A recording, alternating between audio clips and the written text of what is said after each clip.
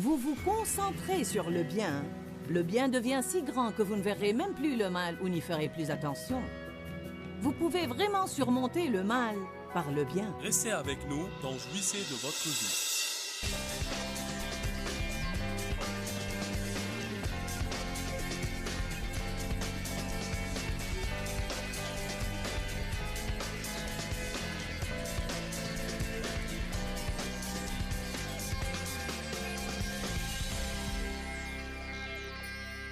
Nous pouvons avoir 50 occasions par semaine pour pardonner à quelqu'un. Amen. Alors il faut être capable de pardonner. Qui pense que nous devrions être capables de pardonner aux autres? Alléluia. Donc tout d'abord, je vais commencer par vous donner une définition du mot pardon. Il veut dire excuser une faute. Pardonner à quelqu'un. L'absoudre de payer.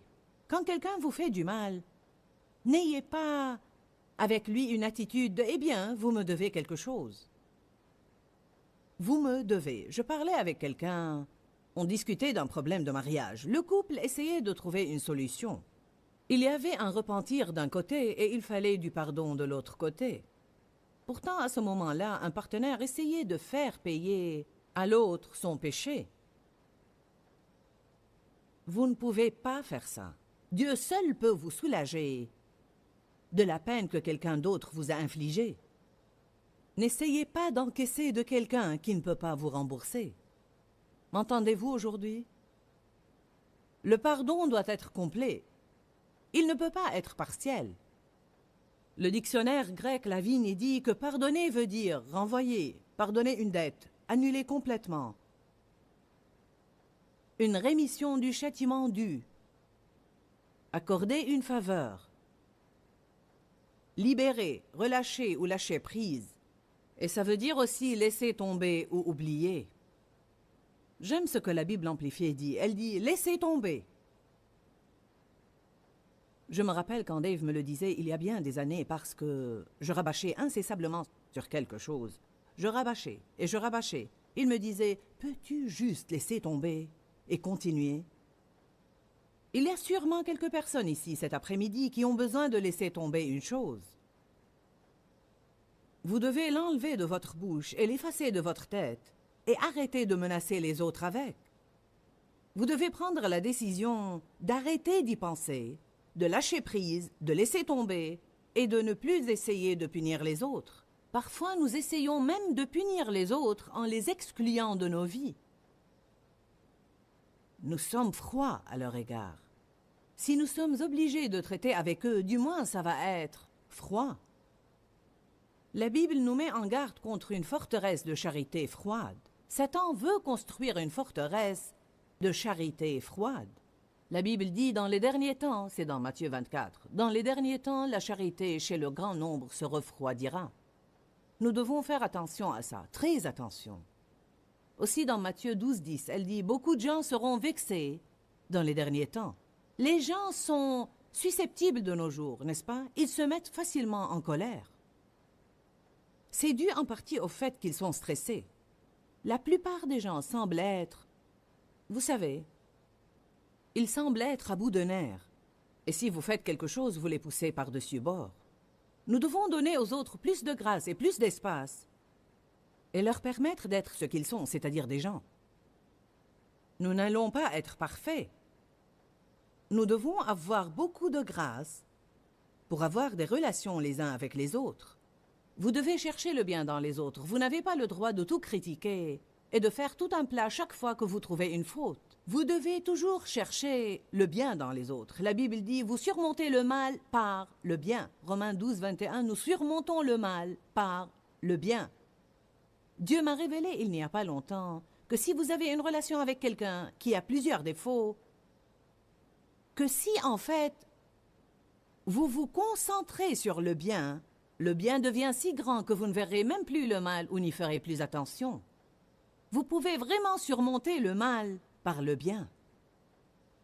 Certains de vous sont peut-être au bord du divorce ou sur le point de perdre une relation qui leur importe avec un fils ou un ami ou un collègue.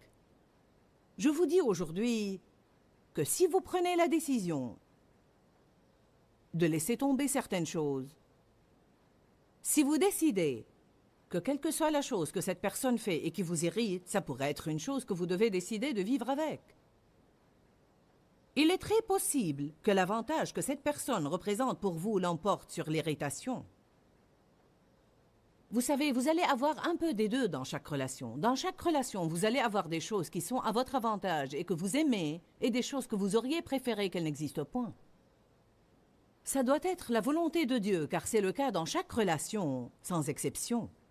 Une personne, vous souhaitez qu'elle parle un peu plus, une autre, qu'elle parle un peu moins. Une personne, vous souhaitez qu'elle soit plus courageuse, une autre, vous savez, vous souhaitez qu'elle garde ses opinions pour elle.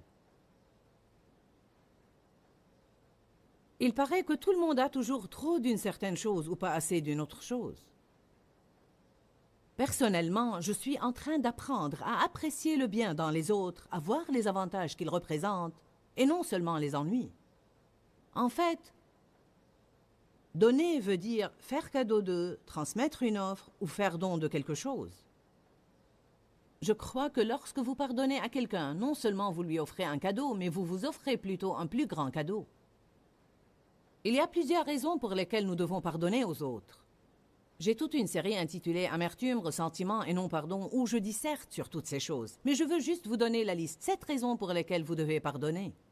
Premièrement, simplement parce que Dieu le dit. Nous devons le faire simplement parce que Dieu le dit et simplement pour lui obéir, car nous honorons Dieu par l'obéissance. Je ne pardonne pas aux autres parce que j'en ai toujours envie, car la plupart du temps, je n'en ai point envie. Mais je le fais parce que j'aime le Seigneur. La Bible dit « L'amour de Jésus-Christ nous presse ». En d'autres termes, nous disciplinons nos émotions par amour pour Jésus. Si vous ne pouvez pas pardonner à quelqu'un par amour pour lui, vous pouvez le faire par amour pour Jésus. Simplement parce qu'il vous le demande. Rappelons-nous lorsqu'il a dit « Père, pardonne-leur, car ils ne savent ce qu'ils font ». Et Étienne, quand il a été lapidé et qu'il a dit « Seigneur, pardonne-leur, car ils ne savent ce qu'ils font ». Rappelons-nous de Paul, quand tous l'ont abandonné lors de son premier procès et qu'il a dit « Je vais juste les laisser entre les mains de Dieu, je vais juste laisser tomber et laisser ça entre les mains de Dieu ». Dieu nous justifie et il va régler les choses dans notre vie parce qu'il est un Dieu de justice, mais il ne peut pas le faire si nous nous agrippons au non-pardon. Nous devons le lui donner pour qu'il puisse en faire quelque chose. Certains se demandent pourquoi Dieu n'a jamais établi la justice dans leur vie et lors d'une épreuve, mais vous ne lui avez jamais donné le problème. Deuxièmement, vous devez pardonner car votre foi n'agit pas si vous ne le faites pas. Allez à Marc 11. Peut-être connaissez-vous bien ces passages, mais ça m'est égal. Dieu m'a demandé de les prêcher, alors vous devez être secoué à cet égard. Il n'est pas dit que chaque message doit être une parole nouvelle, mais il doit être simplement une parole actuelle. Peut-être souffrez-vous de non-pardon et vous devez le surmonter, ou bien vous allez l'avoir dans un proche avenir et vous devez être capable de vous en occuper quand il vient. Savez-vous que ça fait vraiment peur de réfléchir qu'on ne sait jamais à quel moment on doit être prêt à pardonner à quelqu'un? Je veux dire que vous pouvez être là 1 minute avant et penser que tout est parfait. Vous vous retournez et quelqu'un vient vous vexer ou vous dire quelque chose ou vous faire quelque chose et vous vous trouvez ayant besoin de pardonner. En fait, j'ai personnellement décidé finalement, je ne veux pas avoir à faire des efforts tout le temps, avoir à me débattre à n'en plus finir pour essayer d'arriver là où je peux le faire. Alors j'ai finalement décidé, je veux être capable de pardonner.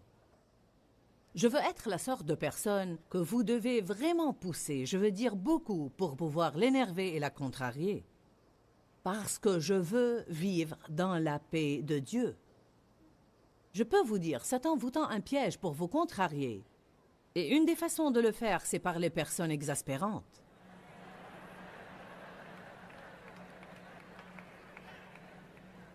Décidez de ne pas permettre aux autres de vous voler votre joie.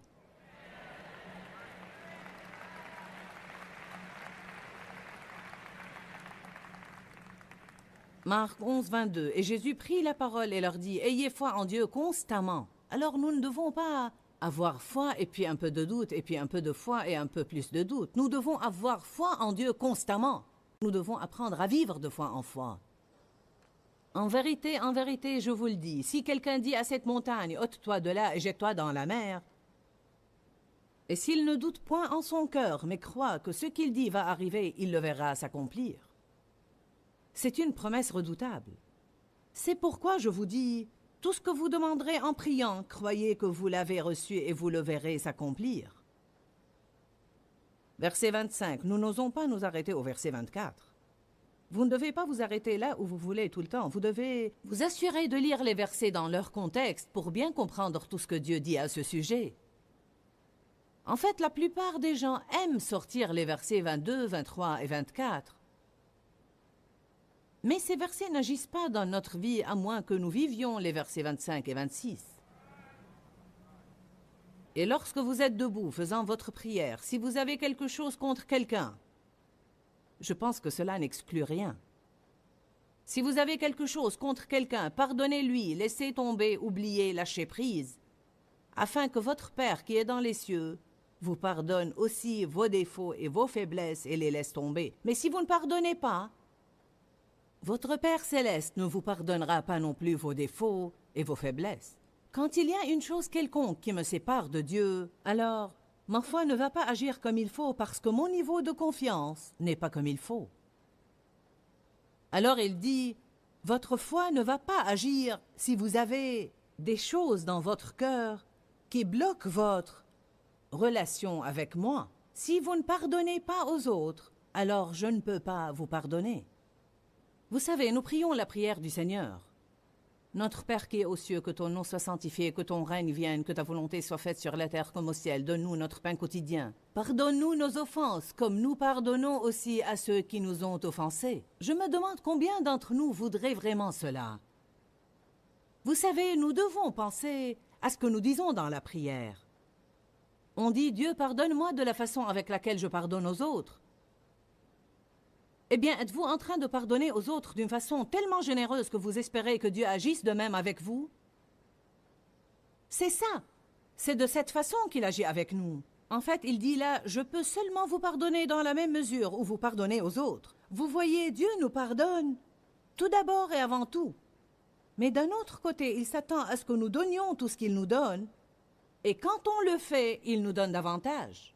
Si vous donnez la miséricorde, vous recevrez la miséricorde. Dieu nous donne au départ la miséricorde.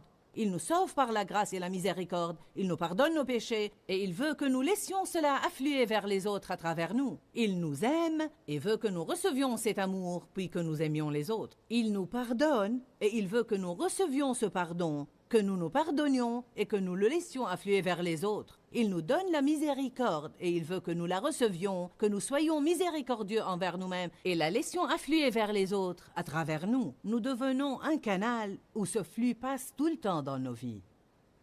Certains sont des tuyaux bouchés. Nous voulons vous déboucher aujourd'hui. Qui veut être débouché aujourd'hui? Parfois, je pense que les gens sentent... Ils sentent littéralement comme quelque chose m'entrave. Quelque chose bloque mon progrès. En fait, ils ne savent pas ce que c'est, parce que Satan nous dupe et nous trompe. Parfois, nous pensons que nous avons de bonnes raisons pour en vouloir aux personnes. Mais je ne peux trouver rien dans la Bible qui dise que nous avons le droit d'en vouloir à n'importe quelle personne, même quand elle nous fait du mal à plusieurs reprises. C'est la chose la plus difficile à traiter. Quand la même personne nous fait la même chose, encore et encore et encore et encore. Le pardon ne signifie pas toujours la restauration de la relation. L'enseignement sur le pardon gêne certains de vous car ils pensent « Je ne veux pas reprendre cette relation et laisser cette personne me maltraiter ». Servez-vous du bon sens. Personne ne vous demande de laisser quelqu'un vous tabasser 5 fois par jour. Mais vous ne devez pas le haïr. Rappelez-vous que ceux qui souffrent font souffrir les autres et que celui qui vous fait du mal souffre dans son intérieur et quelqu'un lui a fait du mal. Peut-être qu'ils ne sont pas dans un état qui vous incite à avoir une relation étroite avec eux, mais vous ne devez pas les haïr, parce que si vous le faites, vous allez vous tourmenter. Troisièmement, le non-pardon est comme une crasse ou une saleté spirituelle sur l'homme intérieur. C'est comme de la boue que je prends pour m'enduire le corps avec et m'en couvrir partout. Vous allez me regarder et dire « Joyce a besoin de se laver ». Pourquoi voudrait-elle aller partout avec cette saleté? Dieu regarde nos esprits comme ça. Chaque offense, chaque non-pardon est comme une grosse tache de boue sur notre homme intérieur. C'est comme de la crasse spirituelle. Nous devons nous laver dans l'eau de la parole. Dites les uns aux autres, ne jouez pas dans la saleté. Quatrièmement, le non-pardon cause la torture dans votre vie. Il cause la dépression, le manque de joie, la lourdeur. Vous n'êtes pas heureux, quelque chose ne va pas, car votre esprit est empoisonné. Allez, ne vous torturez plus. Pardonnez à quelqu'un. Pourquoi rester là à vous lamenter pendant que la personne qui vous a fait du mal s'amuse sans se soucier de votre chagrin? Cinquièmement, le non-pardon bloque votre relation personnelle avec Dieu. Il bloque votre capacité à venir et à jouir de sa présence. Votre vie de prière est entravée. Rendez-vous service et pardonnez. Sixièmement, vous ne pouvez pas aimer avec du non-pardon dans votre cœur. Nous devons marcher dans la charité. Amen. Il est si important de marcher dans la charité. Vous n'allez jamais avoir une guerre spirituelle efficace contre l'ennemi, à moins que vous n'ayez une marche dans la charité qui soit passionnée et ardente. La charité est l'arme la plus importante que vous ayez pour la guerre spirituelle. Parler les langues ne vous profitera pas si vous ne marchez pas dans la charité. Vous pouvez avoir toute la foi du monde. Si vous n'avez pas la charité, votre foi ne va pas agir, car la foi agit par la charité. La Bible dit, par-dessus ces choses, revêtez-vous de la charité. Ayez les uns pour les autres une ardente charité. Donc, il est de la première importance de faire la plus grande attention à notre marche dans la charité. La charité est plus importante que votre prospérité et votre guérison. La charité est plus importante que votre promotion et votre succès. Jésus nous a demandé de nous concentrer sur la charité. Si nous pensons aux choses importantes d'abord, cherchez premièrement le royaume et toutes ces choses vous seront données par-dessus.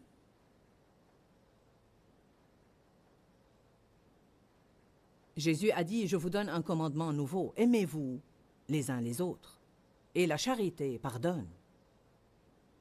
La charité tient compte des défauts et des faiblesses des autres. Vous qui êtes spirituels, dit Galates chapitre 6, sachez comment redresser les personnes qui ont succombé à cause de leurs faiblesses. Septièmement, vous ouvrez une grande porte au diable quand vous restez dans le non-pardon. Lisons 2 passages rapidement. Allez à Éphésiens chapitre 4.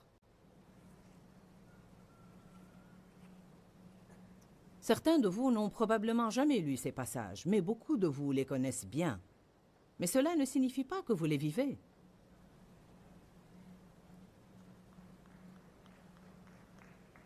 Il est possible que vous soyez venu à l'église aujourd'hui avec quelqu'un avec qui vous êtes fâché. En fait, vous seriez étonné si vous pouviez voir combien de personnes présentes dans cette salle aujourd'hui pour essayer de recevoir des miracles, des bénédictions, des guérisons et des percées de Dieu, sont assises là avec une sorte d'amertume, de ressentiment, de non-pardon ou quelque sorte d'offense dans leur cœur. Vous seriez vraiment étonné. Mais ça va changer avant que vous ne quittiez aujourd'hui.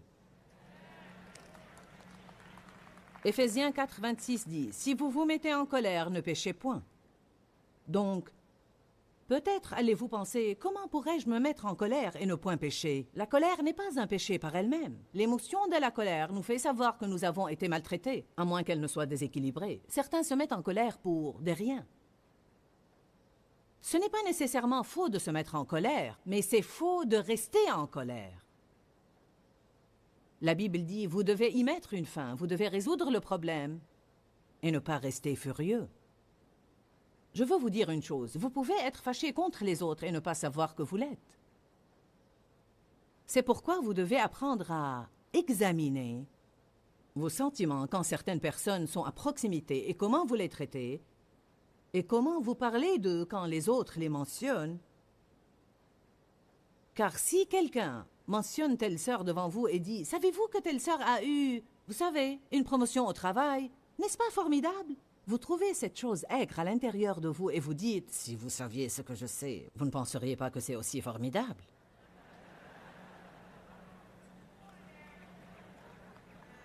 Donc il y a toujours quelque chose à régler à l'intérieur. Il y a un peu d'eau amère là-dedans qui a besoin de redevenir douce. Si vous vous mettez en colère, ne péchez point, ne laissez pas votre colère, votre exaspération ou votre indignation durer jusqu'au coucher du soleil. Et ne donnez pas accès au diable pour prendre pied. Ne lui donnez aucune opportunité, aucune. Lorsque vous permettez au diable de prendre pied, il pourra construire une forteresse. Une fois la forteresse est là, vous avez un grand problème. C'est pourquoi je vous encourage aujourd'hui à être capable de pardonner. Soyez prompt à donner et soyez généreux dans votre pardon. Votre première réaction à l'offense doit être « je vous pardonne ». J'ai appris cela même dans la circulation. Si quelqu'un prend la place de stationnement que j'attendais, je dis simplement « je vous pardonne ». Amen.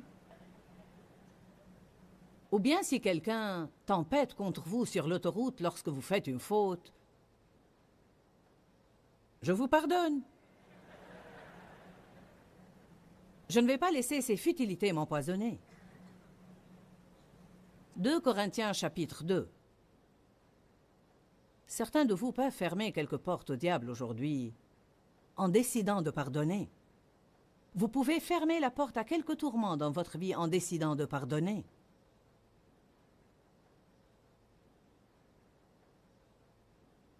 Dans 2 Corinthiens 2, verset 10, Paul dit « Or, à qui vous pardonnez, je pardonne aussi. Et ce que j'ai pardonné, si j'ai pardonné quelque chose, c'est à cause de vous, en présence de Jésus-Christ. » Verset 11. « Et je l'ai fait afin de ne pas laisser à Satan l'avantage sur nous, car nous n'ignorons pas ses desseins. » Que signifie ça? Il dit « Je sais comment Satan agit. » Nous n'avons pas à lutter contre la chair et le sang. Satan agit à travers les autres. Sa cible principale va à travers les autres. Il attaque votre esprit, c'est le champ de bataille, et il agit à travers les autres. Paul a dit, nous n'ignorons pas les desseins de Satan, alors nous n'allons pas le laisser les accomplir. Nous allons agir non pas comme il veut que nous agissions, mais nous allons réagir avec la puissance du Saint-Esprit, avec le pardon, la miséricorde, et nous allons laisser tomber.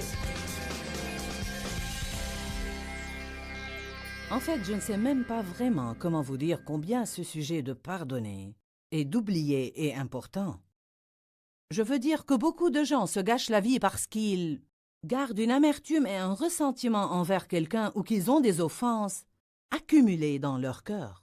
Je veux vraiment vous dire que pardonner aux autres ainsi que vous pardonnez vous-même est la clé d'une vie plus heureuse et plus agréable. Vous allez être malheureux si vous ne pardonnez pas.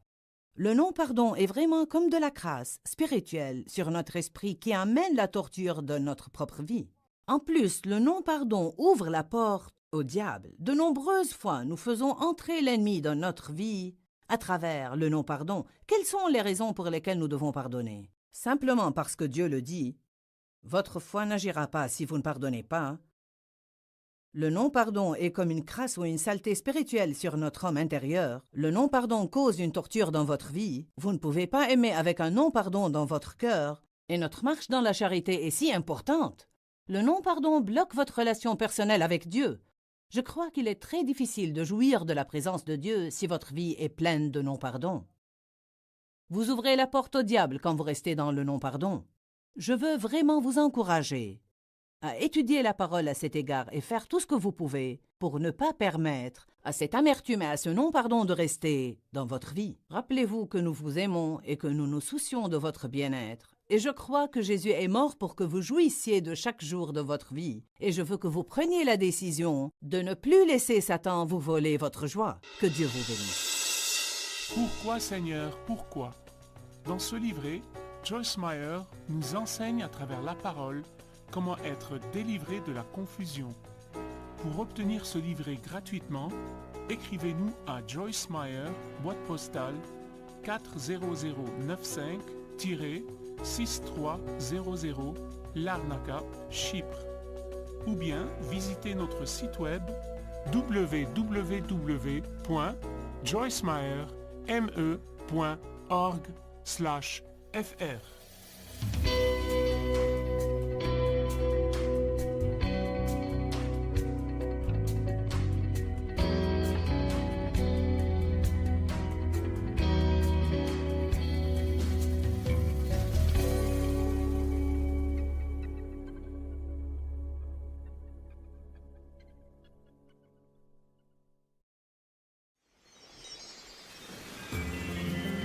Quand vous prenez une décision de qualité, vous ferez mieux de savoir quand vous la prenez que vous allez avoir des difficultés à continuer. Restez avec nous dans Jouissez de votre vie.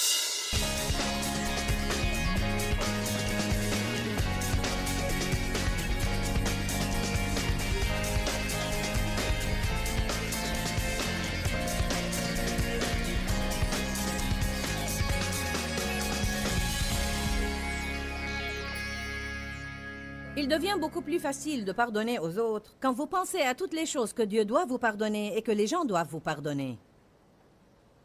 Il nous suffit de faire un petit inventaire des choses stupides que nous faisions ou disions et comment nous nous comportions et comment nous n'aidions ni consolions les autres. À ce moment-là, il nous sera facile de pardonner à ceux qui nous font du mal. Est-ce que quelqu'un me comprend aujourd'hui?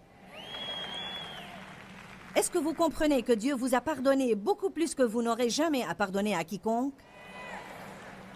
Dites tous, je peux me permettre d'être généreux dans mon pardon, car je l'ai reçu en abondance. Verset 20. Et quand il eut dit cela, il leur montra ses mains et son côté. Les disciples furent dans la joie en voyant le Seigneur. Verset 21. Puis Jésus leur dit de nouveau, la paix soit avec vous. Tout comme le Père m'a envoyé, maintenant, moi aussi, je vous envoie. Jésus a été envoyé avec force. Et il voulait les envoyer avec force. Mais il leur dit, vous n'allez pas marcher dans la force si vous ne marchez pas dans la paix. Après ces paroles qu'il leur a adressées, il souffla sur eux et leur dit, recevez le Saint-Esprit. Et c'est là qu'ils sont nés de nouveau. Maintenant que vous avez reçu le Saint-Esprit et que vous êtes menés et dirigés par lui, ceux à qui vous pardonnez les péchés, ils leur seront pardonnés, et ceux à qui vous les retiendrez, ils leur seront retenus. Je crois qu'une partie de ce qu'il dit là est « Si vous ne pardonnez pas aux autres, vous retenez leurs péchés en vous et ça va vous tourmenter. Si vous leur pardonnez et les libérez, vous serez alors libérés vous aussi. Ne pensez-vous pas qu'il soit extrêmement intéressant que la première chose dont il leur a parlé, après avoir reçu la force de Dieu dans leur vie, soit le pardon? Je veux dire, nous devons tirer quelque chose de ça. Il aurait pu leur parler de toutes sortes de choses, mais la première chose dont il a parlé était, bon, si vous allez être nés de nouveau, et si vous allez marcher comme j'ai marché, et si vous allez vivre dans la paix et vivre dans la force, alors recevez le Saint-Esprit. Maintenant, c'est ce que j'attends de vous, pardonnez aux autres. Mon Dieu, que pouvons-nous tirer de ça autre que ce qui est dit? Personne ne peut dire combien de fois, parfois, même en même temps, des gens peuvent avoir 4, 5, 6, 7, 8, 9 ou 10 choses accumulées en eux. La Bible dit, la charité ne soupçonne point le mal. Est-ce que vous gardez des dossiers? Vous gardez un relevé de compte? Vous avez fait ça, et je me rappelle quand vous avez fait ça, et ça. J'étais comme ça. Quand je me disputais avec Dave, je revenais en arrière jusqu'au jour de notre mariage. Une semaine après notre mariage, quand sa famille allait nous visiter, il était sorti au parc pour jouer au baseball et il m'avait laissé à la maison pour faire le ménage. C'était une de nos premières disputes. Je ne m'en souviens pas parce que je ne l'ai pas pardonné. Mais probablement ça en a l'air maintenant. Je m'en souviens car j'avais l'habitude de l'emblâmer tout le temps. Et il me disait, mais enfin, où est-ce que tu emmagasines tout ça? Je l'avais sur mon relevé de compte. Certains de vous gardent en eux des dossiers qui ont besoin d'être effacés par le sang de Jésus. Alléluia. En fait, je veux vous montrer une chose. Je veux que ceux qui sont en arrière sortent le registre qu'on utilise lorsque les gens sont sauvés. Je veux vous montrer ce que Dieu doit faire pour vous et nous allons le montrer à la télévision aussi. Je veux que les gens voient ça. Vous savez, nous avons toute une vie de péché, péché, péché, péché, péché, péché, péché. Et qu'arrive-t-il quand nous sommes nés de nouveau? Toute notre dette est annulée. Notre registre est essuyé totalement, payé intégralement. Certains de vous doivent prendre une décision ici cet après-midi, d'essuyer quelques registres et de tamponner, payer intégralement. Êtes-vous prêt à nous montrer le film?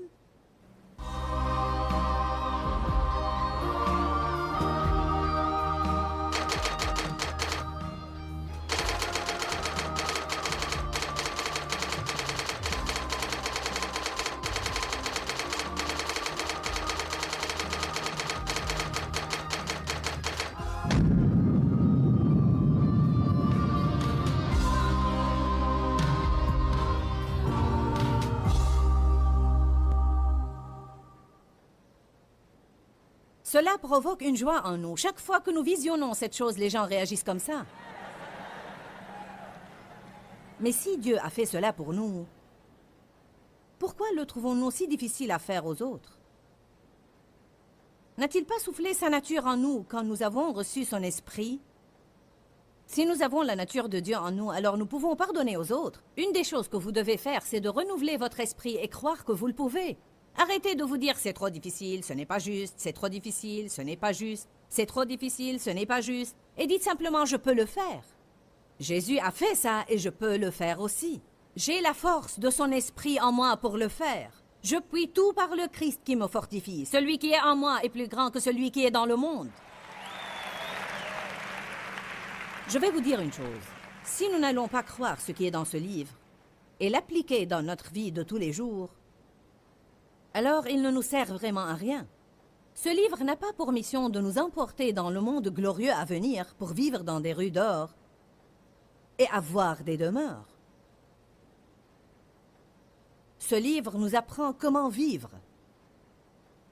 Nous devons...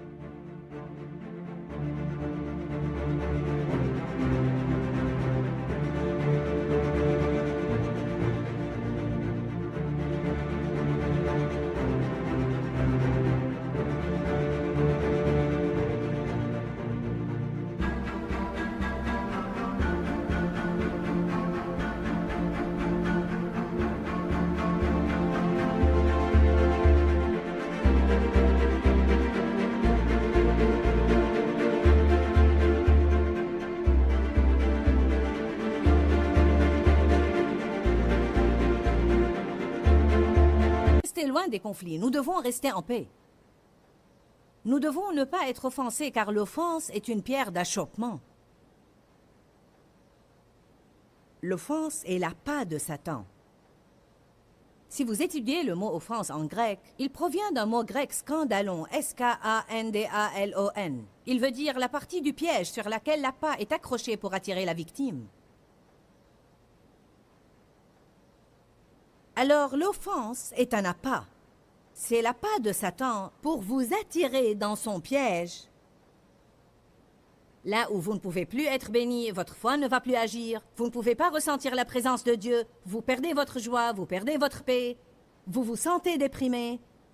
Alors le diable vous dit, il est juste de vous sentir comme ça, à cause de la façon dont les autres vous ont traité. Le Saint-Esprit crie, vous n'êtes pas justifié, vous ne l'êtes pas, vous ne l'êtes pas, vous ne l'êtes pas. Souvenez-vous de ce que Dieu vous a pardonné et pardonnez aux autres. Vous avez reçu gratuitement, donnez gratuitement.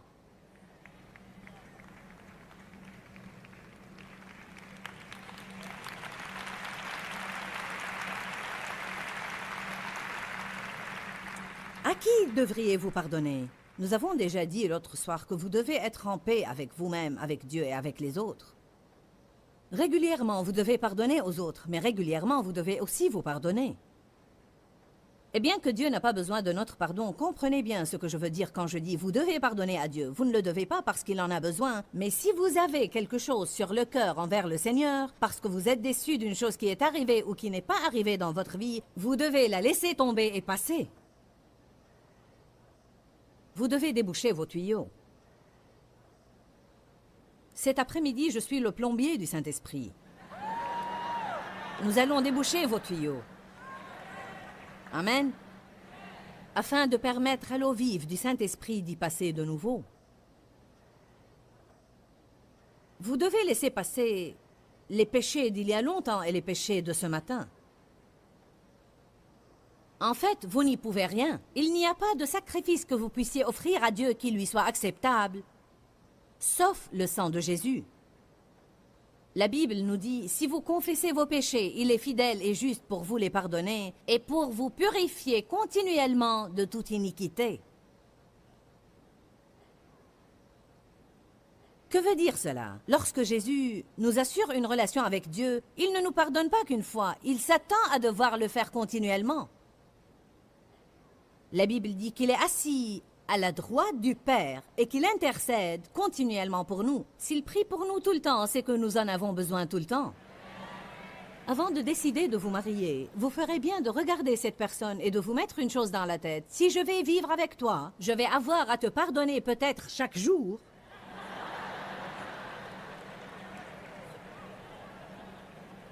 Pour des offenses qui sont réelles et pour des offenses que vous vous imaginez parce que vous voyez les choses comme ça.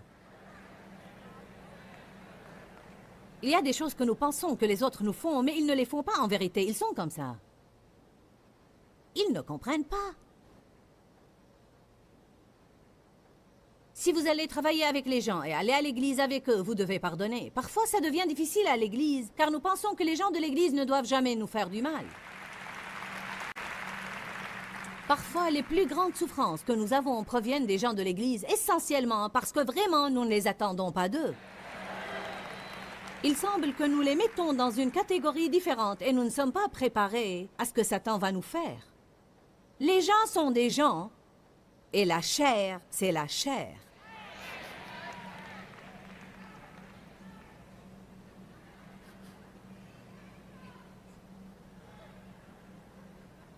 Pardonnez-vous.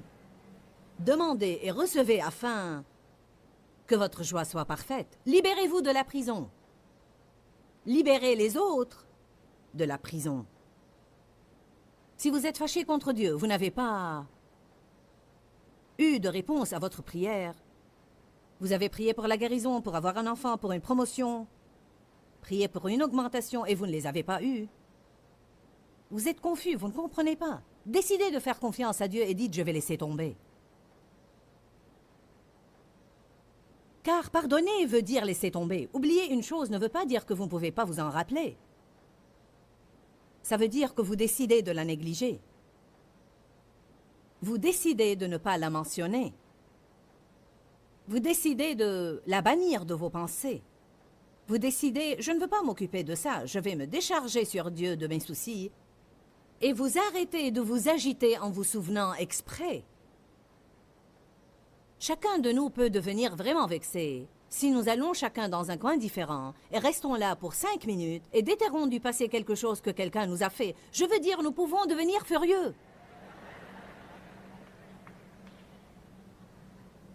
Mais savez-vous à quoi cela équivaut? Dieu m'a donné cet exemple une fois. C'est comme si vous aviez une plaie sur votre corps. Une plaie assez importante et elle se cicatrise et une croûte se forme dessus. Elle ne va probablement pas laisser une cicatrice car elle se cicatrise vraiment bien. Mais savez-vous quoi? Si vous arrachez cette croûte tout le temps et elle doit se recicatriser tout le temps, vous allez avoir une mauvaise cicatrice à la fin. C'est tout à fait la même chose quand quelqu'un vous fait du mal. C'est comme s'il y avait une plaie là. Et Dieu commence à agir par sa grâce pour amener la cicatrisation parce qu'il est notre consolateur. Il y a 1 an et demi de là, j'ai ressenti une attaque de refus de la part de quelqu'un et ça m'a fait vraiment mal. Je me rappelle que j'étais à l'arrière d'une voiture. Je ne me rappelle même plus qui était avec moi et je me sentais si blessée. Et j'ai simplement commencé à prier. Dieu, tu dois me guérir et tu dois me consoler. Tu dois verser de l'huile et du vin sur ma plaie. Je ne veux pas m'embarquer dans le non-pardon. Je te demande de me guérir. Et après quelques minutes, je commençais à me sentir mieux. Nous devons prier avant toute autre chose. Ne restez pas à souffrir pour 6 semaines avant de décider de prier. N'attendez pas jusqu'au moment où il va falloir beaucoup de chrétiens pour vous ramasser du bord de l'autoroute de la vie avant de décider de prier. Amen. Dites tous, je dois prier tout de suite. Vous devez prier pourquoi? Pour la force. Au secours! Aide-moi, Dieu. Aide-moi. Tu es mon aide. Au secours. Dites tous au secours. D'accord. Oublier ne veut pas dire que vous ne pouvez pas vous rappeler, mais vous décidez de ne pas le faire. Voilà quelques synonymes du mot pardonner ou oublier. Fermer les yeux sur, ne pas faire attention à, passer outre ou laisser passer. J'ai rédigé ne pas vous rappeler ou penser à ou méditer sur ou parler de sans but divin précis. Oublier et laisser tomber. Si jamais vous voulez surmonter les douleurs du passé, vous devez décider d'arrêter d'y penser et d'en parler. Y penser et en parler, y penser et en parler, y penser et en parler, en parler et y penser, en parler et y penser, y penser et en parler. Et puis juste au moment où vous décidez d'arrêter d'y penser et d'en parler, et après avoir eu 2 ou 3 jours de succès à votre actif, quelqu'un que vous n'avez pas vu depuis quelque temps va essayer de vous l'arracher. Vous allez devoir rester ferme parce que c'est une tentation de Satan. Vous m'entendez? Satan essaie de réouvrir une porte que vous avez fermée. Ce que vous devez dire est, savez-vous quoi? Je ne veux pas être impoli envers vous, mais Dieu m'a juste appris d'arrêter d'en parler. Et parce que je veux oublier et guérir, priez simplement pour moi, mais je ne veux pas en parler. S'ils ne comprennent pas cela, c'est leur problème. Dans l'ensemble, nous sommes indiscrets par nature et nous voulons savoir ce qui se passe dans la vie des autres.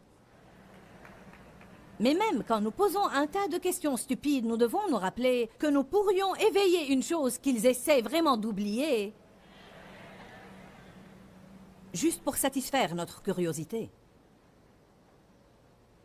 Allez à Hébreux 11.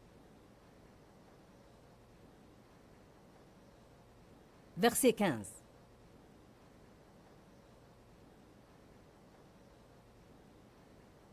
C'est un principe dont nous devons nous rappeler. Il parle des Israélites. Il dit, s'ils avaient pensé, dites tous penser.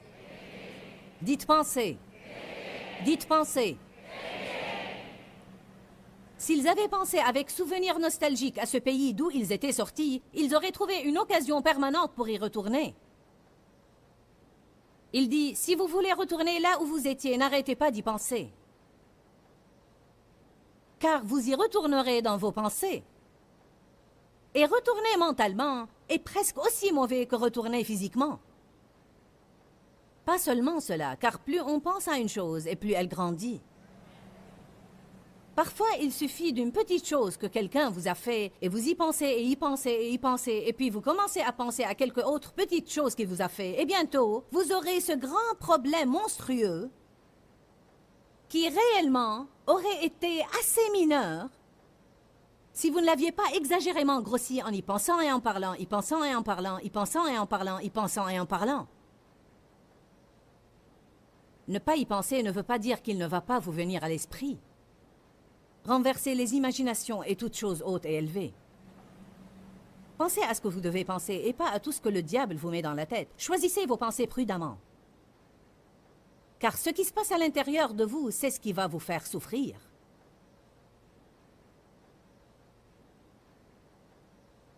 Quand vous pensez au passé, vous éveillez vos émotions. C'est comme si vous mettiez du sel sur un...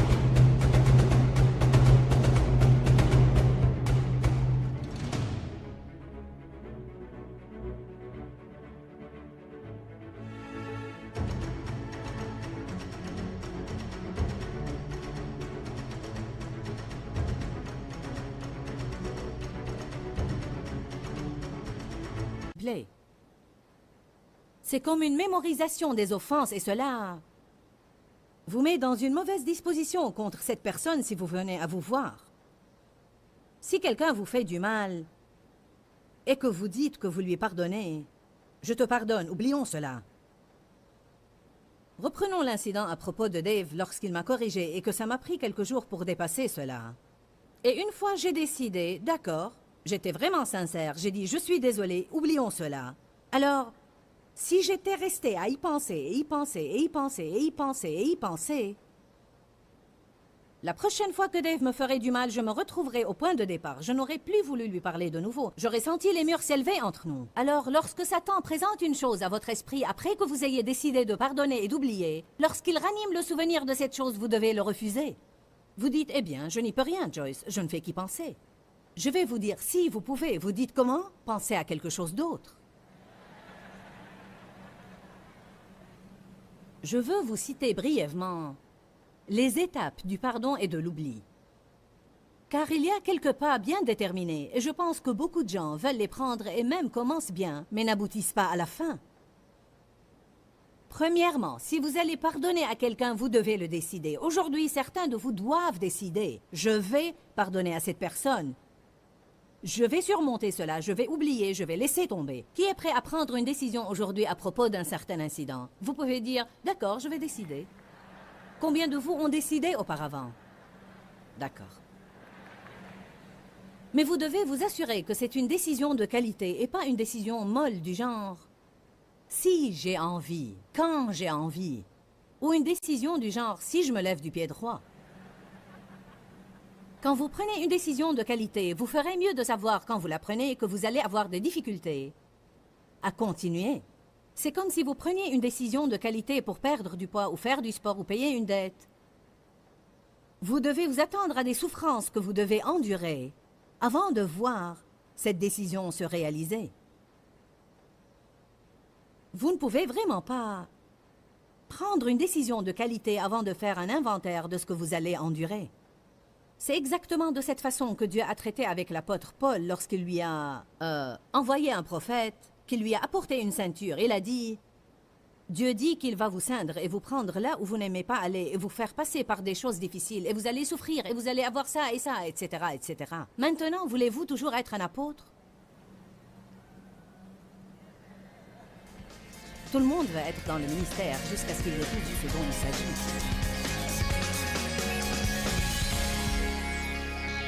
En fait, je ne sais même pas vraiment comment vous dire combien ce sujet de pardonner et d'oublier est important. Je veux dire que beaucoup de gens se gâchent la vie parce qu'ils gardent une amertume et un ressentiment envers quelqu'un ou qu'ils ont des offenses accumulées dans leur cœur. Je veux vraiment vous dire que pardonner aux autres ainsi que vous pardonnez vous-même est la clé d'une vie plus heureuse et plus agréable. Vous allez être malheureux si vous ne pardonnez pas. Le non-pardon est vraiment comme de la crasse spirituelle sur notre esprit qui amène la torture de notre propre vie. En plus, le non-pardon ouvre la porte au diable. De nombreuses fois, nous faisons entrer l'ennemi dans notre vie à travers le non-pardon. Quelles sont les raisons pour lesquelles nous devons pardonner? Simplement parce que Dieu le dit. Votre foi n'agira pas si vous ne pardonnez pas. Le non-pardon est comme une crasse ou une saleté spirituelle sur notre homme intérieur. Le non-pardon cause une torture dans votre vie. Vous ne pouvez pas aimer avec un non-pardon dans votre cœur. Et notre marche dans la charité est si importante. Le non-pardon bloque votre relation personnelle avec Dieu.